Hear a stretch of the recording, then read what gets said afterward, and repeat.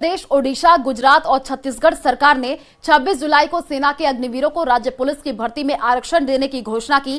कारगिल विजय के 25 साल पूरे होने पर इन राज्यों के मुख्यमंत्रियों ने इसकी घोषणा की है। इस तरह अब तक 7 राज्य अग्निवीरों को लेकर के ऐलान कर चुके हैं। देखिए रिपोर्ट। मध्य प्रदेश, उत्तर प्रदेश, ओडिशा, गुजरात और छत्तीसगढ़ सरकार ने 26 जुलाई को सेना के अग्निवीरों को राज्य पुलिस की भर्ती में आरक्षण देने की घोषणा की। कारगिल विजय के 25 साल पूरे होने पर इन राज्यों के मुख्यमंत्रियों ने इसकी घोषणा की। इस तरह 7 राज्य अग्निवीरों को लेकर ऐलान कर चुके हैं। 2 साल पहले केंद्रीय गृह मंत्रालय ने भी बीएसएफ, सीआरपीएफ, आईटीबीपी, एसएसबी और सीआईएसएफ में अग्निवीरों को 10% आरक्षण देने की घोषणा की थी। वहीं हरियाणा सरकार अग्निवीरों को 10% आरक्षण देने का फैसला कर चुकी है। उत्तराखंड सरकार भी 22 जुलाई को अग्निवीरों को आरक्षण देने का ऐलान कर चुकी है। मध्य प्रदेश के मुख्यमंत्री मोहन यादव, यूपी के मुख्यमंत्री योगी आदित्यनाथ और छत्तीसगढ़ के मुख्यमंत्री विष्णुदेव साय ने कहा, अग्निवीर जब सेना में सेवा के बाद वापस आएंगे तो उन्हें राज्य पुलिस और फॉरेस्ट गार्ड की भर्ती में आरक्षण के साथ छूट दी जाएगी। और चलिए रुक करते हैं अगली खबर की ओर। मुख्यमंत्री भजनलाल शर्मा ने बड़ा ऐलान किया है। अब राजस्थान में भी अग्निवीरों को आरक्षण मिलेगा। सीएम भजनलाल ने कहा कि पुलिस विभाग, जेल प्रहरी, वन रक्षक भर्ती में आरक्षण मिलेगा। राज्य सरकार इस संबंध में योजना बना रही है और जल्द ही योजना को लागू किया जाएगा। सुनिए क्या कुछ कहा। कारगिल दिवस जयंती के अवसर पर मैं उन सभी शहीदों को नमन करता हूं जिन्होंने मातृभूमि के लिए अपने आप को समर्पित कर दिया। देश के यशस्वी प्रधानमंत्री नरेंद्र मोदी जी ने अग्निवीरों के माध्यम से उन सभी ऐसे योद्धा जो समय, समर्पण और ईमानदारी से काम करने वाले हैं, हमारी राजस्थान की सरकार ने भी उन सभी को पुलिस विभाग में, जेल प्रहरी के रूप में, वन रक्षक के रूप में राजस्थान की सरकार ने उनको आरक्षण का प्रावधान रखा है। ऐसे अग्निवीरों को सेवा का मौका मिलेगा और वो आगे काम करेंगे। और अग्निवीरों को लेकर सीएम योगी ने बहुत बड़ा फैसला लिया है। योगी सरकार सेना में अपनी सेवा देकर लौटे अग्निवीरों को आरक्षण देगी। यूपी पुलिस, पीएसी में आरक्षण दिया जाएगा।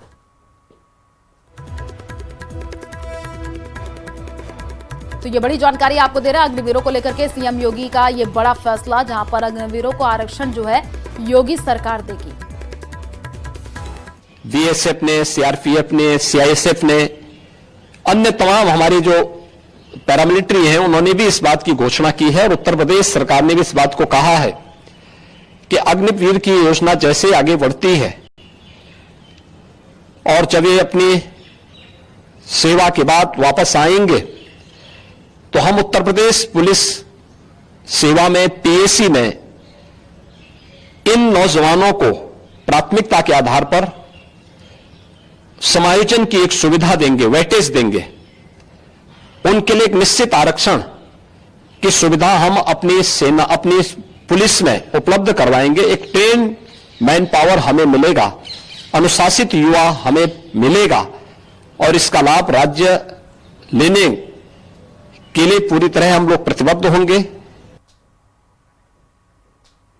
और बड़ी जानकारी आपको दे दें, मौसम विभाग की तरफ से अलर्ट जारी कर दिया गया है। 3 जिलों में ऑरेंज अलर्ट जारी कर दिया गया है। 28 जिलों में जो है येलो अलर्ट जारी हुआ है, जिसमें अजमेर, भीलवाड़ा, टोंक में भारी से भारी बारिश का अलर्ट जारी किया गया है। दक्षिण पूर्वी राजस्थान के भी कई हिस्सों में भारी बारिश के आसार जताए जा रहे हैं। तो ये बड़ी जानकारी आपको दे रहे हैं। आपको बता दें कि टोंक में भारी बारिश हो सकती है, इसी को लेकर के अलर्ट जारी कर दिया गया है। अजमेर, भीलवाड़ा में भी बारिश का अलर्ट जारी किया गया है। दक्षिण पूर्वी राजस्थान के भी कई हिस्सों में भारी बारिश के आसार जताए जा रहे हैं।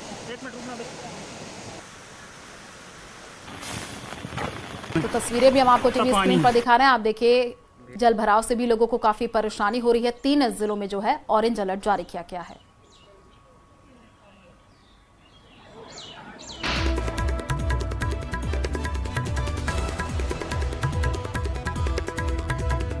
और मौसम विभाग ने आज दिल्ली एनसीआर समेत उत्तर भारत के कई राज्यों में भारी बारिश की चेतावनी जारी की है, जिसमें दिल्ली और यूपी के अलावा गुजरात, राजस्थान और मध्य प्रदेश में भी मूसलाधार बारिश होने की आशंका जताई गई है। जबकि महाराष्ट्र में पिछले दिनों हुई मूसलाधार बारिश ने हालात बिगाड़ दिए हैं, तो वहीं उत्तराखंड में लगातार हो रही बारिश की वजह से ज्यादातर नदियां उफान पर हैं। तो वहीं गुजरात के करीब 8 जिले भारी बारिश की वजह से बाढ़ से प्रभावित है। तस्वीरें में हम आपको टीवी स्क्रीन पर दिखा रहे हैं। आप देखिए, कई जगहों पर जलभराव की स्थिति देखने को मिल रही है, लोगों को भी काफी परेशानी हो रही है।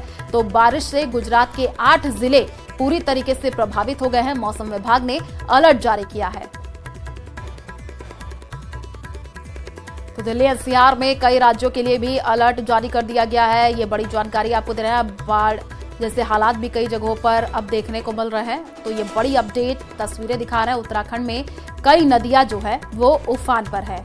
तो भारी बारिश की चेतावनी जारी कर दी गई है। बारिश से गुजरात के जो 8 जिले हैं वो पूरी तरीके से प्रभावित हो गए हैं।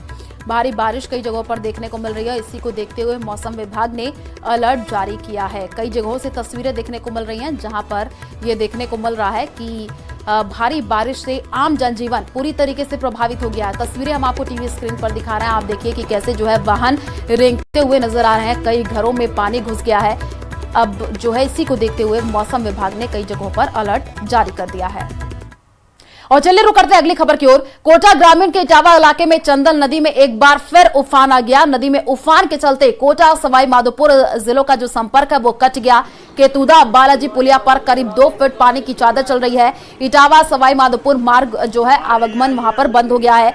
मध्य प्रदेश व आसपास के क्षेत्र में बारिश हो रही है। इसके चलते काली सिंध और पार्वती नदी में भी तेजी से पानी की आवक हो रही है, जिसका असर कोटा ग्रामीण के सुदूर अंचल के इलाकों में पड़ रहा है। तो कोटा सवाई माधोपुर जिलों में संपर्क जो है वो टूट गया है। चंबल नदी में उफान आया है। तस्वीरें हम आपको टीवी स्क्रीन पर दिखा रहे हैं, जहां पर अब संपर्क टूटने से भी काफी ज्यादा यहां पर लोगों को परेशानी हो रही है। तो पुलिया पर 2 फीट तक पानी आ गया है। उसकी तस्वीर हम आपको कोटा से दिखा रहे हैं, जहां पर चंबल नदी में ये उफान आया है।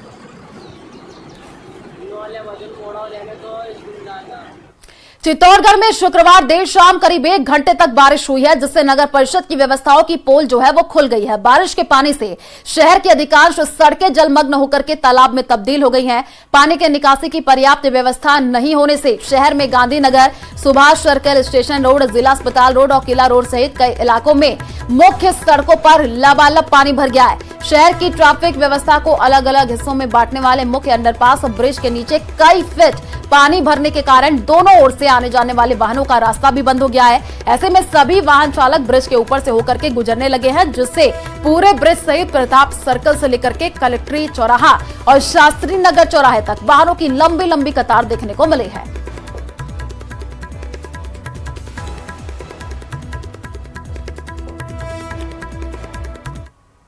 और बीकानेर के लूणकरणसर से बड़ी खबर सामने आ रही है, जहां पर देर रात माइनर टूटा है। किसानों के खेतों में पानी भर गया है।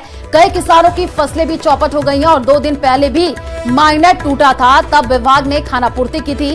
किसान जो है अधिकारियों को फोन करते रहे। सुबह मौके पर जेईएन पहुंचे और जो है ये बड़ी जानकारी आपको दे रहे हैं। तस्वीरें भी हम आपको टीवी स्क्रीन पर दिखा रहे हैं। 2 दिन पहले जो है माइनर टूटा था और फोन करते रह गए अधिकारियों को किसान, लेकिन किसी ने फोन नहीं उठाया। सुबह मौके पर जेईएन पहुंचे, फिर जाकर के पूरे हालातों का जायजा लिया गया और तस्वीरें भी हम आपको टीवी स्क्रीन पर दिखा रहे हैं। लूणकरण से ये बड़ी जानकारी, जहां पर देर रात माइनर टूट गया, किसानों के खेतों में पानी भर गया, कई किसानों की फसलें पूरी तरीके से चौपट हो गई और 2 दिन पहले भी माइनर टूटा था, तब भी विभाग ने केवल खानापूर्ति की थी। दौसा जिले के टोडा गांव में एक मकान का आधा हिस्सा गिर गया। गनीमत ये रही कि रात के समय हुए इस घटनाक्रम के दौरान घर के अन्य सदस्य दूसरे हिस्से में सो रहे थे, जिसके कारण उनकी जान बच गई। मकान का एक हिस्सा धराशायी होने की सूचना मिलने के बाद स्थानीय जनप्रतिनिधि और सिकंदरा थाना पुलिस मौके पर पहुंची। साथ ही मौके से मलबे को हटाया गया। तस्वीरें आपको दिखा रहे हैं। तेज बारिश के कारण यहाँ पर मकान गिर गया। उसके बाद से लोग भी एक जगह पर इकट्ठा हो गए। रात के समय मकान का आधा हिस्सा जो है गिर गया। तो बाल बाल घर के जो सदस्य हैं वो बच गए। दौसा के टूरडा गांव की ये तस्वीर आपको दिखा रहे हैं। आप देखिए मकान का एक हिस्सा जो है वो रात के समय ही गिर गया। उसके बाद से आसपास के लोग भी वहां पर पहुंचे। गनीमत ये रही कि घर के सदस्य जो है वो अपनी जान बचा करके घर से बाहर निकले। तस्वीर आपको दिखा रहे हैं, तेज बारिश की वजह से ये जो मकान है वो गिर गया।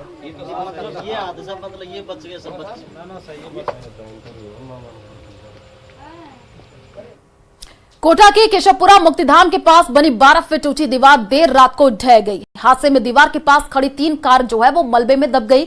गनीमत ये रही कि हादसे में कोई हताहत नहीं हुआ है, लेकिन 2 बच्चों को मामूली चोटें जरूर आई हैं।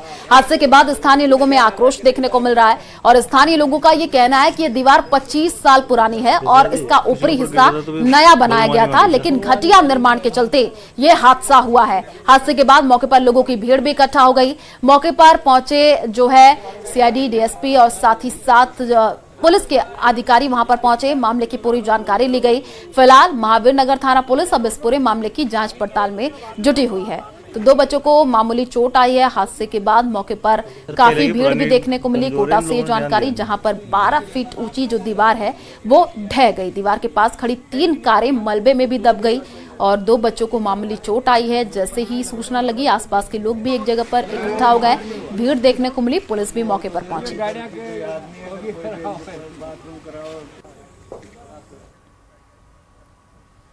और दौसा के मित्रपुरा गांव के हालातों से जुड़ी खबर दिखाने के बाद प्रशासन अलर्ट हो गया है।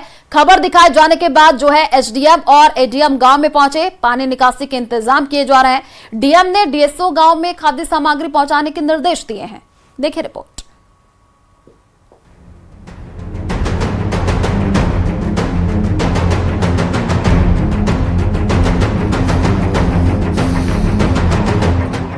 दौसा के मित्रपुरा गांव में बारिश के बाद बाढ़ जैसे हालात हैं। गांव एक टापू में तब्दील हो चुका है। चारों तरफ सिर्फ पानी ही नजर आ रहा है। ना कोई गांव में आ सकता है, ना गांव से बाहर जा सकता। गांव वालों की इस परेशानी को न्यूज 18 राजस्थान ने प्रमुखता से दिखाया, जिसका असर भी अब प्रशासन पर देखने को मिला। न्यूज 18 पर खबर दिखाए जाने के बाद एसडीएम और एडीएम मित्रपुरा गांव पहुंचे। पानी निकासी के लिए इंतजाम किए गए, साथ ही खाद्य सामग्री गांव में भेजने के आदेश भी डीएसओ को दे दिए गए।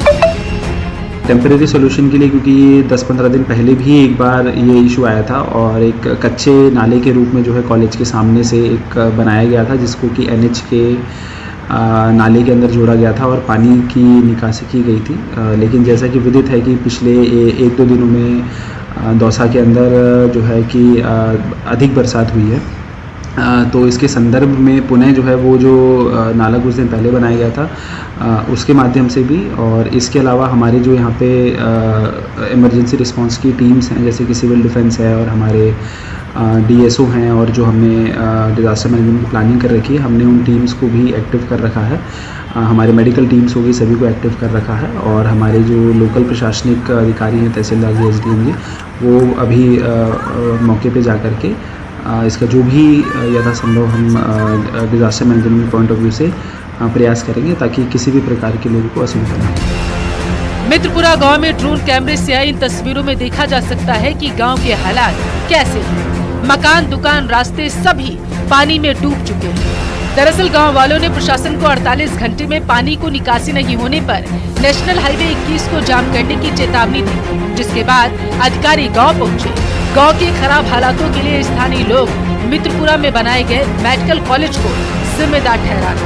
15 दिन से पहले भी यहाँ बाढ़ के हालात बन गए थे। हमने प्रशासन को अवगत कराया है। स्थानीय जो हमारे सांसद है उनको भी हमने फोन किया है, कलेक्टर साहब को अवगत कराया, लेकिन कोई समाधान समस्या का निकलता नजर नहीं आ रहा है। प्रशासन आग मूंद कर सो रहा है। मेडिकल कॉलेज, नाले के निर्माण कर दिया। नाले जो परंपरागत नाला था हमारा, उसमें कॉलेज बढ़ गया, और जो वर्तमान जो व्हीकल की व्यवस्था करी गई है उसको इसने कंपनी ने उसको नाले को तैयार नहीं किया, इसलिए समस्या हो रही है। अब आज इतनी समस्या हो गई कि देखो हमारी जो भैंसें हैं, इधर दिखाओ, ये पानी में डूब रही है, पूरे मकान डूब रहे हैं, और इधर देखो पूरा गांव है ना, आने जाने का सारा मार्ग अवरुद्ध हो गया। लोगों का आरोप है कि मेडिकल कॉलेज तो बन चुका है, लेकिन पानी निकासी के लिए नाला ही नहीं बनाया गया। ये जब से बारिश चालू हुआ तभी से पानी आ गया, मेडिकल कॉलेज की दीवार खड़ी हो गई, पानी बंद हो गया, पानी निकल नहीं रहा है और घरों में पानी घुस गया, कईयों के बोर खराब हो गए, मवेशियों को दिक्कत आ रही है, आदमी निकल नहीं सकते हैं, सारी समस्या आ रही है। प्रशासन को ध्यान नहीं दे रहा है। पहले प्रशासन को सब सूचना दे दी और कई बार दे दिया, कल दे दिया, परसों दे दिया, लेकिन कोई कार्रवाई नहीं था। कुछ थोड़ी फॉर्मेलिटी कर पूरी कर गए। चारों तरफ बच्चा स्कूल नहीं जा रहा है, हम क्या करें, बहुत हमारा डांडा डूब रहा थी, बोर खत्म हो गया हमारा। दौसा में पिछले 48 घंटे में 10 इंच बारिश हुई। इस बारिश से हाल बेहाल है। 10 दिन पहले हुई बारिश के दौरान प्रशासन ने पानी निकासी की वैकल्पिक व्यवस्था जरूर की थी, लेकिन अब एक बार फिर से बारिश ने हालात खराब कर दिए। अब न्यूज 18 पर खबर दिखाए जाने के बाद प्रशासन एक बार फिर जागा। अब देखने वाली बात ये होगी कि मित्रपुरा गांव वालों को कब तक इस पानी से राहत मिलेगी। दौसा से न्यूज 18 राजस्थान के लिए आशीष कुमार शर्मा की रिपोर्ट। चीतल लाने की तैयारी चल रही है। जल्द ही भरतपुर के घना अभ्यारण्य में चीतल ला करके यहां छोड़े जाएंगे और साथ ही साथ डीएफओ पीयूष शर्मा का ये कहना है कि जो है आगामी वर्षों में अभ्यारण्य क्षेत्र का विकास होगा और बाघों का ठहराव जो है वो भी बढ़ेगा। इससे वाइल्ड लाइफ टूरिज्म बढ़ेगा। आपको बता दें कि सवाई माधोपुर के रणथंभौर नेशनल पार्क से जुड़ा रणथंभौर बाघ परियोजना कैलादेवी अभ्यारण्य क्षेत्र 774 वर्ग किलोमीटर क्षेत्र में फैला है, जो वन्य जीवों के लिए हर प्रकार से अनुकूल माना जाता है। कैलादेवी अभ्यारण्य को विकसित करने के लिए केंद्र सरकार ने टाइगर हैबिटेट जोन घोषित किया था।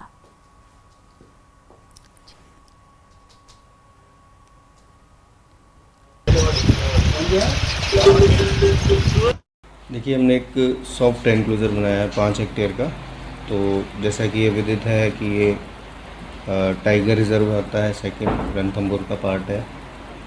यहाँ पर बाघों का कुनबा बढ़ाया जाए और उसके संरक्षण और संवर्धन के प्रति जो सरकार की और विभाग की मंशा है, उसी की कड़ी में एक सॉफ्ट एनक्लोजर बनाया गया है।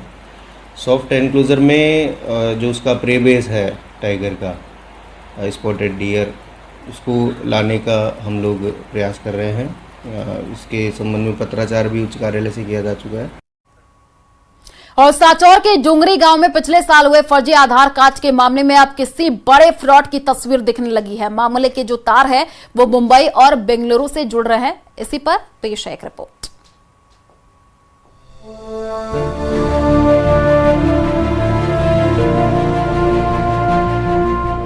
सांचौर में फर्जी आधार कार्ड बनाने के मामले में अब नए खुलासे हो रहे हैं।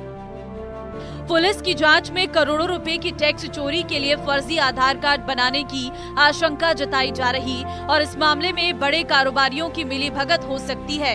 फर्जी आधार कार्ड टैक्स चोरी के लिए उपयोग किए जा रहे थे और गांव के ही स्कूली बच्चों के फर्जी आधार कार्ड बनाए गए। आरोपी स्कूली बच्चों को 200-200 रुपये का लालच देकर फर्जी आधार कार्ड के लिए उनकी डिटेल लेते थे। फर्जी आधार कार्ड के संबंध में सांचौर पुलिस के द्वारा 2 मुकदमे दर्ज किए गए।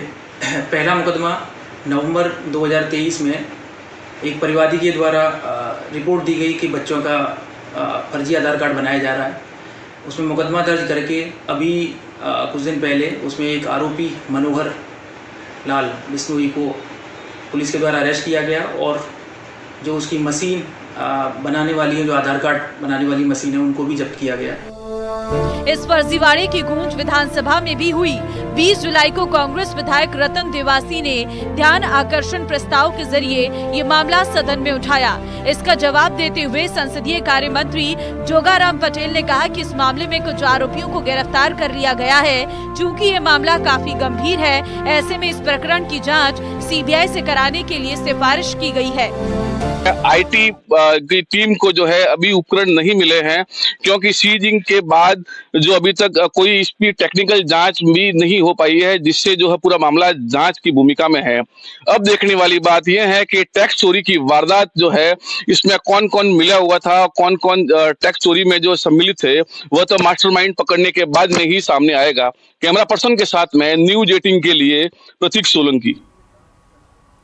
और चूरू से खबर है, जहां पर अटारी बॉर्डर से महविश को लेकर चूरू पहुंचे परिजन। आपको बता दें कि पाकिस्तान की महविश ने पिथिसर के रहमान से निकाह किया और 2 बच्चों का रहमान पिता है। इस्लामाबाद की 25 वर्षीय महविश भी 2 बच्चों की मां है। रहमान और महविश की सोशल मीडिया पर जान पहचान हुई, फिर वीडियो कॉन्फ्रेंस के जरिए दोनों ने 2022 में निकाह किया। अब रहमान के परिजन अटारी बॉर्डर से महविश को लेकर के चूरू पहुंचे हैं। रतन नगर पुलिस महविश से पूछताछ भी कर रही है और रहमान के परिजनों को नियमित सूचना देने की हिदायत दी गई है। तो पाकिस्तान से महविश आई है, 2022 में रहमान से निकाह किया था और 2 बच्चों का पिता है। चूरू के पिथिसर का रहमान। आपको बता दें कि इस्लामाबाद की 25 वर्षीय महविश भी 2 बच्चों की मां है। और ज्यादा जानकारी के लिए संवाददाता मनोज हमारे साथ फोन लाइन पर जुड़ चुके हैं। मनोज, पाकिस्तान से महविश आई हैं, क्या कुछ जानकारी अभी मिल रही है और कहा गया है परिजनों को कि नियमित सूचना देते रहें पुलिस को? जी बिल्कुल, मैं बताना चाहूंगा कि जो महविश है ये पाकिस्तान के इस्लामाबाद की है, जो कि अपनी बहन के साथ रहती है। 2006 के अंदर इसका निकाह हुआ था और उसके बाद इसका अपने पति से भी तलाक हो गया था, जिसके बाद इसकी जो जान पहचान है वो चूरू जिले के जो पिथिसर गांव का रहमान है उसके साथ हुई थी और दोनों की ईमो के ऊपर जो जानकारी है वो बताई गई है। और इस जानकारी के बाद दोनों में दोस्ती हुई और फिर दोनों के अंदर इनका जो प्यार है वो परवान चढ़ने लगा। और अब जो महविश है उसने ऑनलाइन जो वीडियो कॉन्फ्रेंस है उसके जरिए और इसके साथ शादी की रहमान के साथ। और अब ये अपने ससुराल आई है, जबकि जो रहमान है वो अभी भी कुवैत के अंदर है और जो महविश है वो अपने ससुराल पक्ष के लोगों के साथ बाघा बॉर्डर होते हुए और अब चूरू पहुंची है। चूरू के रतन नगर थाना के अंदर इससे पूछताछ की जा रही है, इसके जो दस्तावेज हैं उनकी जांच की जा रही है और जो थाना अधिकारी है उनके द्वारा हिदायत दी गई है कि इसकी जो गतिविधियां हैं, इसकी जो सूचना है वो प्रतिदिन है वो थाने के अंदर दी जाए। जी ठीक है, शुक्रिया मनोज तमाम जानकारी साझा करने के लिए। इस्लामाबाद भी 2 बच्चों की मां है और